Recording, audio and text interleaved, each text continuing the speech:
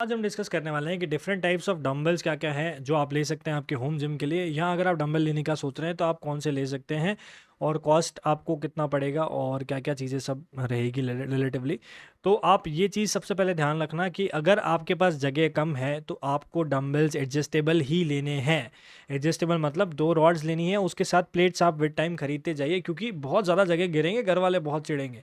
तो अगर आपके पास स्पेसिफिकली डेडिकेटेड रूम नहीं है, कॉर्नर एक है या बिस्तर के नीचे भी आप वो स्लाइड कर सकते हैं अगर एडजस्टेबल डंबल लेते हैं तो अगर आपके पास जगह है बहुत ज़्यादा तो आप बिल्कुल ले सकते हैं। बट एक डिफरेंस ये है कि आपको एडजस्टेबल डंबल जो है वो थोड़े सस्ते पड़ जाएंगे क्योंकि प्लेट्स आप विद टाइम धीरे धीरे मंगा सकते हैं, लेकिन फिक्स डंबल की रेट्स काफ़ी हाई चलती है मोस्ट ऑफ द टाइम्स, तो वो थोड़े आपको महंगे पड़ेंगे।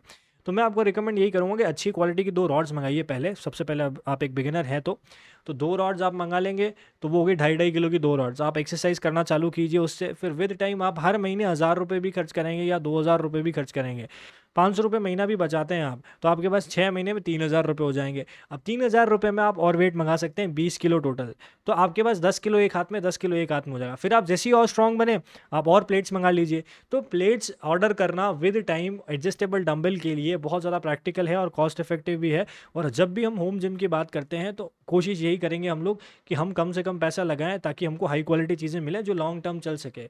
तो अब टाइप्स ऑफ प्लेट्स कौन कौन सी है जो डंबल्स के लिए आपको मिल सकती है। तो सबसे पहले सबसे खूबसूरत दिखने वाली प्लेट्स जो है Chrome plated.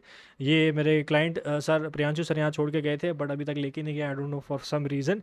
So thank you for that. अभी के लिए सर आप जब भी चाहें ले जा सकते हैं वापस।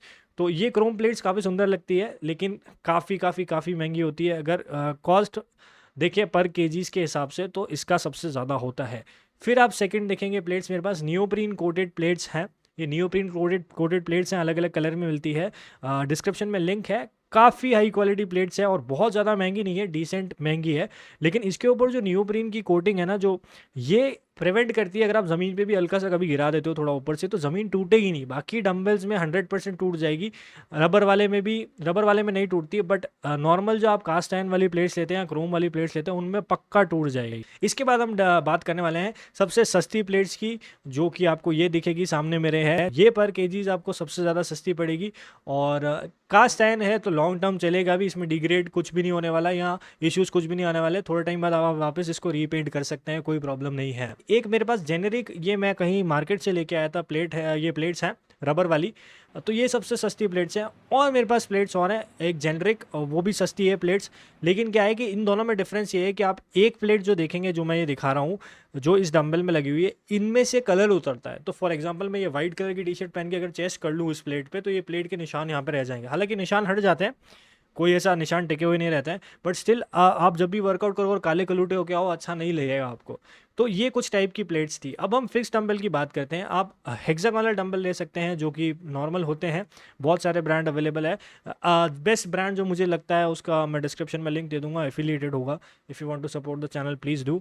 और नियोप्रीन कोटेड मैंने सेम कंपनी से मंगाया है जहाँ से मैंने नियोप्रीन कोटेड प्लेट्स मंगाई थी, और ये रॉड्स भी सारी मोस्टली नियोप्रीन कोटेड उस कंपनी से ही है। अब आपको एक और छोटी रॉड दिखेगी, ये पतले वाले डंबल्स जो हैं इनकी। तो ये पतले वाले डंबल्स हैं, ये आपको सबसे सस्ते पड़ेंगे क्योंकि रॉड भी पतली है और प्लेट्स भी पतले। लेकिन अब एक इशू सबसे ज़्यादा बड़ा लोगों के साथ आएगा जो हेवी वेट उठाते हैं कि भाई वेट इनफ नहीं पड़ रहा सर, जगह नहीं और वेट लगाने की, क्या करें।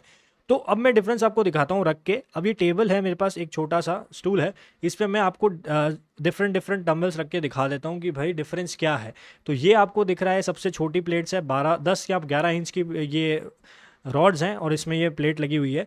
ये है 12 इंच की और ये है 14 से 15 इंच के आसपास की। तो 14 से 15 इंच वाली अगर आप रॉड ले लेते हैं, 2-2.5 किलो वाली होती है, 2.5 किलो एक हाथ में, 2.5 किलो एक हाथ में, उसमें आप 25-25 किलो भी लगा सकते हैं आप। तो 25 किलो एक तरफ, 25 किलो एक तरफ, मतलब 50 हो जाएगा। तो 50 किलो एक डंबल में हो जाएगा अगर आप बड़ी रॉड लेते हैं और 5 किलो की सारी प्लेट्स लेते हैं। बट मेरे हिसाब से ज़्यादातर लोग जो मेरा चैनल देख रहे हैं वो 50 किलो एक हाथ में उठाने के केपेबल अभी नहीं है, लेकिन फ्यूचर में हो सकते हो। तो इसलिए आपके लिए बेस्ट रहेगा एडजस्टेबल डंबल मंगाना।